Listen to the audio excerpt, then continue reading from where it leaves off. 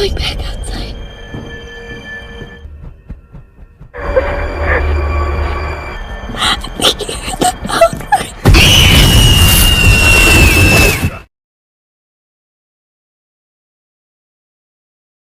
Central Street, third floor. I got a woman up here stabbing herself in on there. Kisah dimulai dengan menampilkan para operator 911 yang kala itu tengah sibuk menjalankan tugasnya masing-masing, di mana pekerjaan mereka ini adalah menerima panggilan darurat dari warga Amerika yang sedang menghadapi situasi genting. Where's your emergency? My wife is dying and the nurse is right away. 911, where's your emergency? 911, what is your emergency?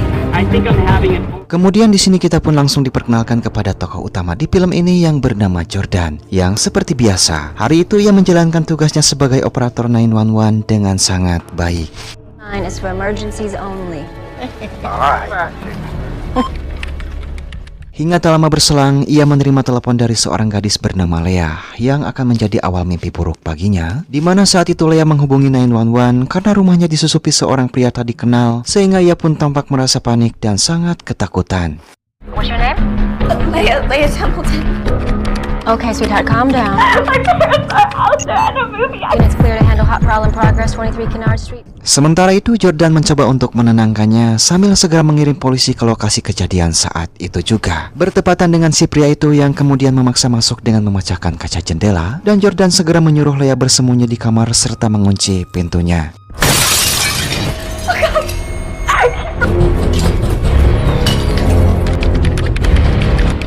Leia! I'm upstairs at my room. Namun sial, pintu kamar ternyata sama sekali tak bisa dikunci. Lalu Jordan menanyakan waktu kedatangan petugas yang diperkirakan akan tiba dalam waktu 8 hingga 10 menit ke depan. Lea yang semakin panik, ia pun tetap mencoba untuk bersembunyi. Sementara Jordan menyarankan mengelabui pria asing tersebut dengan membuka jendela seolah Lea melompat dari sana.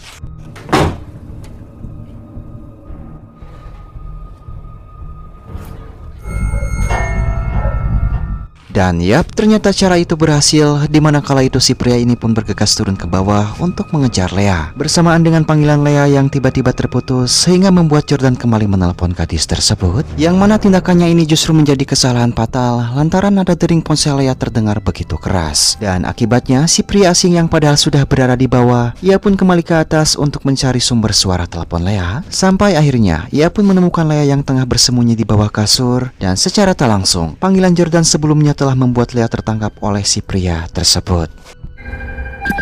Leia, you okay? It's okay. Mommy is coming back.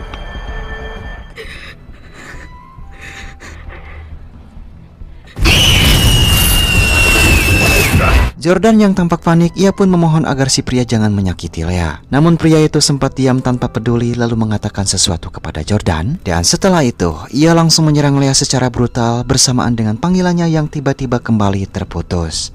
It's already done.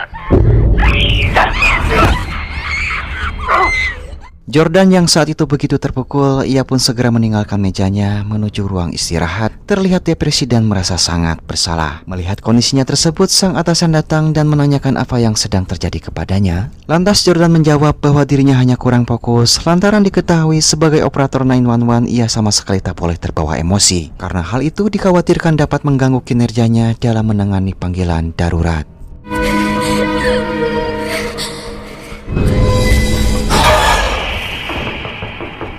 Lanjut di keesokan harinya, Jordan berjalan ke meja kerjanya dengan ekspresi masih trauma akibat kejadian sebelumnya. Hingga tak lama kemudian, ia dikejutkan oleh berita penemuan mayat wanita yang ternyata itu adalah Lea, yang sontak saja membuatnya semakin terpukul.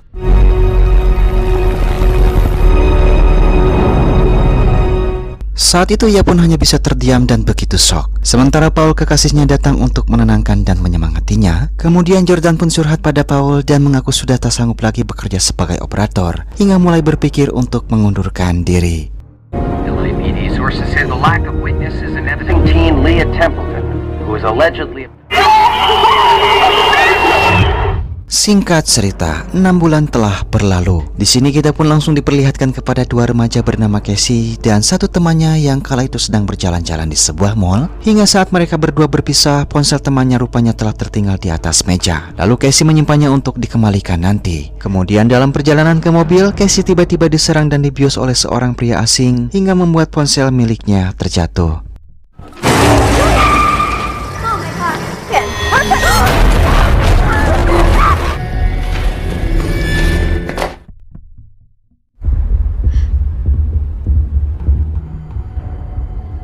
Ketika tersadar, Casey pun sudah berada di dalam bagasi mobil pelaku. Namun beruntung saat ini dirinya masih memegang ponsel milik temannya, yang sayangnya ponsel itu tanpa kartu sehingga sama sekali tak bisa untuk dilacak. Dan dalam keadaan panik, ia pun langsung menghubungi 911 dan tersambung ke petugas baru yang kurang berpengalaman. You're on a disposable phone, so it might take us a little while. Jordan, I don't know what to do. I don't. Melihat hal itu, Jordan yang kebetulan sedang melatih calon operator baru, ia pun segera mengambil alih panggilan dari Casey. Dengan tenang, Jordan memandu Casey agar tetap fokus dan memintanya untuk memberikan informasi sekecil apapun guna melacak pelaku. Seperti lokasi penculikan, ciri-ciri pelaku, perkiraan umur, warna mobil, hingga pakaian yang sedang dikenakan. Jordan juga meminta Casey supaya bisa memastikan apakah mobil berada di jalan raya biasa atau jalan tol dengan melihat kecepatannya. White, Asian, Hispanic. White, okay. Yeah. What mall were you at when you were abducted? It's okay, sweetheart. Calm down. What's your last name? Wilson. I want you to fight. Okay? Dan berbekal informasi dari Casey, Jordan segera mengarahkan polisi yang berada di lapangan untuk segera mencari mobil sesuai ciri-ciri yang disebutkan. The trunk of a car on a disposable phone were getting random hits off Callaway approximately 15 minutes ago. Suspect is white. Available units kidnapped in progress. Female abducted at Fashion Plaza. Kemudian ia pun menyuruh Casey untuk merusak lampu belakang dari dalam bagasi dengan menggunakan alat yang ada di sana. Dan singkatnya, Casey pun berhasil melakukannya, lalu diminta mengulurkan tangan sambil melambai untuk menarik perhatian pengendara lain. It's a freeway. Yeah, I can see a lot of other cars. Dan yap, upaya mereka berhasil menarik perhatian seorang pengendara yang berada di belakangnya. Dan ia pun langsung menghubungi operator 911. Dari situ diperoleh informasi tambahan termasuk lokasi terbaru Casey serta nomor plat mobil si pelaku. Yang sayangnya nomor plat tersebut ternyata hasil curian. Casey, we're real close, honey. 7CFIO6X. Vehicle? No. Registrations for this white Ford Explorer. Dan sialnya, pelapor terlalu gegabah di mana saat itu ia malah mendekati mobil pelaku hingga menimbulkan kecurigaan pria jahat tersebut yang membuatnya panik dan langsung keluar dari jalan tol mengambil jalur lain. Wait, ma'am, not approach the vehicle. He's getting off. About face, hold on. Situasi yang sebenarnya sempat membaik kini kembali kacau, namun Jordan tetap mencari cara lain. Saat itu ia menyuruh Casey memeriksa isi bagasi dan ditemukan obeng, kaleng cat, serta cairan pemutih. Di mana Casey yang juga melihat sekop, ia pun malah menjadi semakin panik karena takut kalau nanti dirinya akan dikubur hidup-hidup oleh si pelaku. Casey, what is it? Come on, sweetie, pull it together. Come Di on. sini Jordan pun berusaha untuk menenangkannya, lalu menyuruh Casey untuk segera membuka kaleng cat dengan obeng, kemudian menumpahkannya lewat lubang lampu belakang. Dan alhamdulillahnya Casey berhasil menumpahkan cat sebagai jejak, sehingga Jordan langsung mengarahkan polisi lapangan untuk mengikuti mobil dengan bekas cat putih. Any available units kidnapped in progress? Suspect is under pain, okay? Okay, just please do.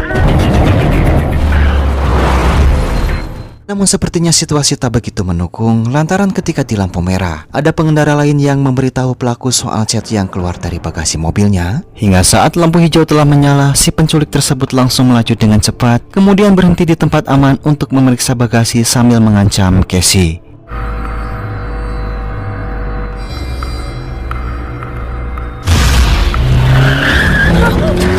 Casey? No. Casey, say something to me, Casey. Casey, I need you to talk to me, sweetheart. No! Shut up! Saat dirinya berniat membius Casey, tiba-tiba pria di lampu merah tadi datang dan memberitahu jika lampu belakangnya rusak serta ada cat yang keluar dari bagasi, yang menurutnya itu sangatlah aneh. Dimana kala itu si penculik berdalih jika kondisi bagasinya memang dalam keadaan berantakan, lalu berterima kasih sebelum pria itu kembali ke mobilnya.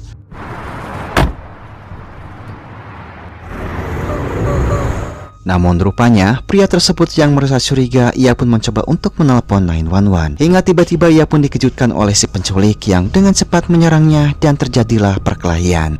911.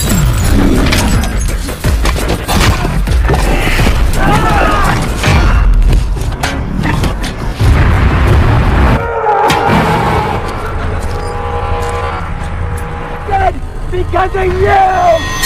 Look what you made me do! Singkat cerita, polisi akhirnya bisa menemukan mobil pelaku. Tetapi tentunya si penculik dan Casey sudah kabur menggunakan mobil pria tadi. Dan beruntung, di sini si penculik belum menyadari kalau Casey masih menyimpan ponsel untuk berkomunikasi dengan operator 911. What you got? The GOA.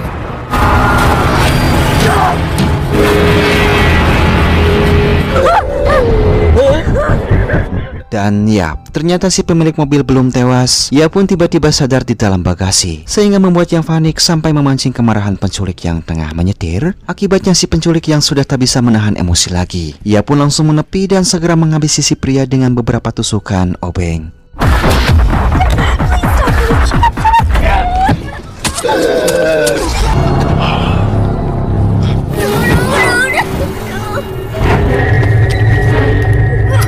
Di sini Casey lalu memberitahu Jordan bahwa mereka telah berganti mobil dengan si pemiliknya yang sudah dihabisi. Di mana saat itu Casey mulai merasa putus asa, namun Jordan terus menyemangatinya agar ia tetap bertahan dan melanjutkan perjuangan.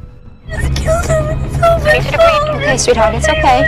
It's okay, just honey, you don't have to do that, baby. We're gonna find you. Kemudian Jordan kembali membimbing Casey untuk memeriksa dompet korban di dalam bagasi. Dan dari dompet itu diketahui nama korban adalah Alan Denado, sehingga Jordan dapat memperoleh jenis kendaraan dan plat nomor yang dipakai penculik.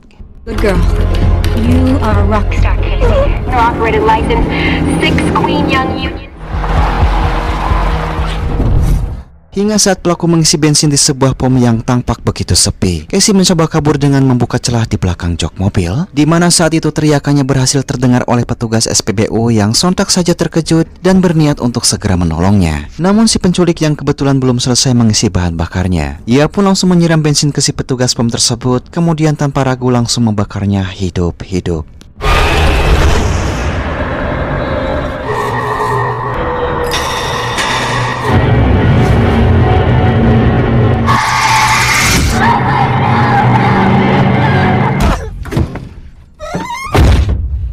Di sisi lain, polisi tengah memeriksa mobil pelaku untuk mencari petunjuk seperti sidik jari dan juga yang lainnya. Sehingga dari sanalah terungkap identitas pelaku yang ternyata bernama Michael Foster, beserta data penting termasuk alamat rumahnya.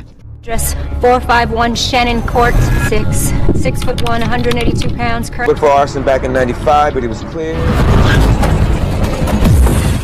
Singkat cerita, polisi pun segera menuju rumah Michael dan bertemu dengan istri serta 2 anaknya yang masih kecil, di mana saat itu sang istri pun sangat dibuat terkejut dan tak percaya dengan tuduhan terhadap suaminya. This in front of your kids. Check it out. 8 Adam 16, we got a witness. Sementara di sisi lain, Michael membawa Casey ke tempat masa kecilnya di sebuah daerah terpencil. Dan di sini, Michael baru menyadari jika selama ini Casey telah berkomunikasi dengan operator 911 yaitu Jordan. Lantas Jordan mencoba membujuknya untuk lebih baik ia melepaskan Casey dan menyerahkan diri. Namun Michael mengabaikan fakta bahwa identitasnya saat ini sudah diketahui oleh pihak kepolisian. Dan sebelum sambungan teleponnya terputus, ucapan terakhir Michael mengingatkan Jordan pada kasus Lea 6 bulan yang lalu. The police know who you are, Michael Foster. This is 911 Emergency Services. Michael, listen to me. Choice you have now is to turn yourself in. That little girl, let her go. At the scene of a murder. It's already done. Kemudian di sini Jordan pun yakin bahwa pelaku penculikan Lea dan Casey adalah orang yang sama, sehingga membuatnya mengingat kembali peristiwa di masa lalu yang membuatnya trauma. And Jordan is the same man. He's off the tower in Santa Clarita Hills. Sementara itu di rumah Michael, polisi menemukan petunjuk menuju rumah orang tuanya di Santa Maria Hill sesuai lokasi terakhir sinyal Casey. Dan singkatnya, saat para polisi tiba di sana, rumah tersebut ternyata sudah dalam keadaan kosong. Mereka sama sekali tak dapat menemukan petunjuk kemana Michael membawa Casey pergi, termasuk mobil curian yang digunakan. Sign of Foster or the girl or the Lincoln. This place is a dead end.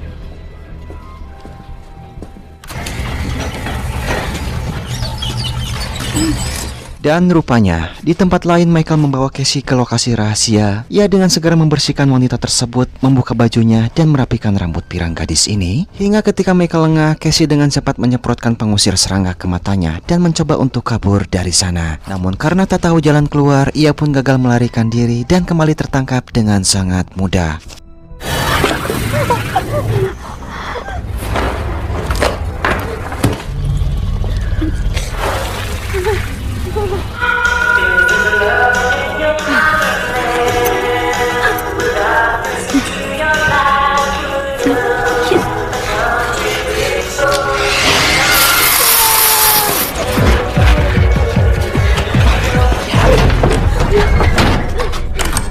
Oh, you're not gonna want to see that.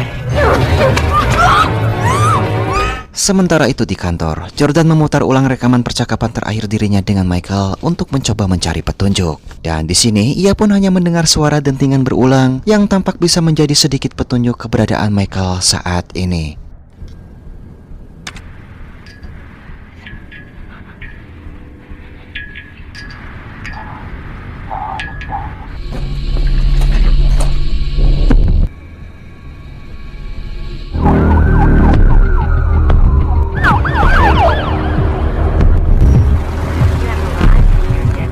Singkat cerita, akhirnya Jordan memutuskan untuk pergi sendiri ke rumah orang tua Michael di Santa Maria Hill. Di dalam rumah tersebut, ia sama sekali tak menemukan petunjuk apapun. Namun di sekitar lokasi, ia mencurigai sumber suara dari tiang bendera yang sama persis terdengar saat ia berkomunikasi dengan Michael. Dan tepat di area tersebut, ia berhasil menemukan pintu menuju ruang bawah tanah rahasia dan tanpa ragu langsung memeriksanya.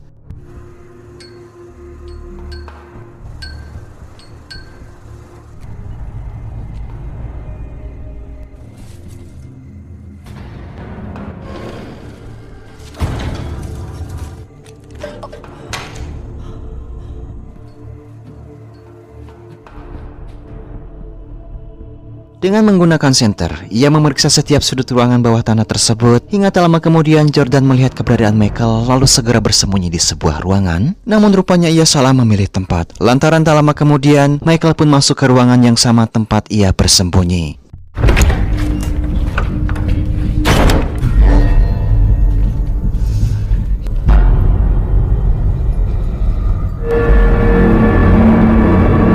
Beruntung di sini Jordan masih sempat bersembunyi, di mana rupanya ruangan itu merupakan tempat Michael melampiaskan hasratnya. Dan saat itu Jordan melihat perilaku aneh Michael, sehingga ia pun bisa menyimpulkan kalau Michael adalah seorang psikopat yang terobsesi terhadap rambut pirang. Hal itu dipicu karena Michael mencintai adiknya yang telah meninggal akibat kanker, dan diketahui sang adik memiliki rambut pirang, sehingga korban Michael selalu memilih wanita-wanita berambut pirang seperti Leah dan Casey, di mana nantinya ia akan membunuh para korbannya tersebut dengan lebih dulu menguliti kulit kepalanya demi mengambil rambut mereka untuk memenuhi obsesi gilanya.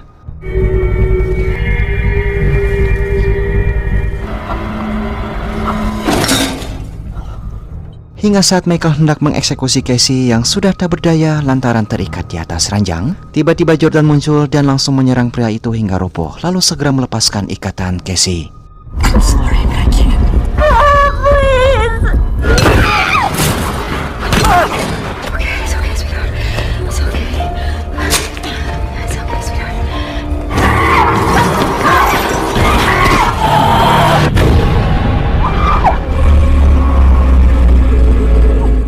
Beruntung Casey yang mulai sadar, ia pun membantu menyerang Michael dengan menggunakan sebilah pisau, sehingga membuat Michael menjadi murka dan segera mengejar mereka yang hendak melarikan diri.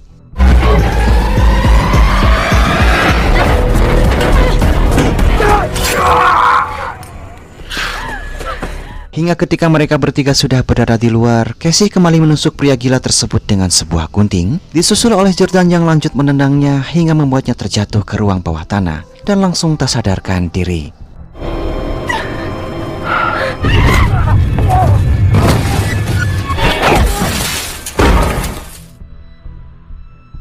Singkat cerita, kesempatan itu mereka gunakan untuk mengikat Michael di atas kursi tempat di mana ia mengeksekusi korbannya, hingga kemudian saat ia bertanya soal kapan polisi datang ke tempatnya tersebut, Jordan dan Casey menjawab kalau mereka tak akan memanggil polisi untuk menangkapnya dalam kondisi seperti ini, lantaran mereka memilih untuk membuat skenario kalau Casey berhasil lolos dan Jordan menemukannya. Sementara Michael sendiri akan berstatus hilang tanpa jejak dengan mengurungnya dalam keadaan terikat sampai mati membusuk di ruang bawah tanahnya. Lalu film pun tamat. You disappeared. It's already done. What?